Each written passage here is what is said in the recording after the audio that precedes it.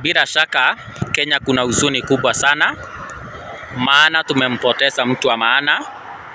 former Prime Minister Raila Odinga, na kuna mambo ambayo Raila amepigania na ni mengi sana, maana kama kuna watu ambao wataandikika kwa historia ambao walipigania demokrasia, basi former Prime Minister Raila Odinga hawezi kukosa mahali pale. Alikuwa na mapenzi ya kuona Kenya imeweza kuwa nchi ya huru, na leo ni ile siku ambaye marehemu Raila Odinga alikuwa anafikishwa nchini Kenya, lakini tumeona kidogo pale airport ya kwamba ile protocol ilikuwa imewekwa pale kidogo kidogo ikisidikana, ukisigatia kwamba huyu ni kiongozi ambaye alikuwa anapendwa na watu wengi sana, na kwa hivyo ile ratiba ilikuwa imewekwa pale, ama ile mtiririko wa mambo ambao ungefuatiliwa pale haukuwezekana, kwa sababu ilikuwa wakati mwili wa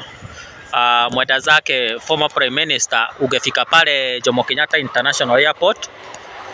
Rais President William Ruto angeweza kutoa ujumbe wake. Na tukisigatia kwamba Raila Odinga kuna mambo alikuwa angetaka kuhusiana na bario yake, alikuwa amesema ya kwamba angetaka asimalize 72 years kabla ile burial service, ama kabla hajaweza kuzikwa. Kwa hivyo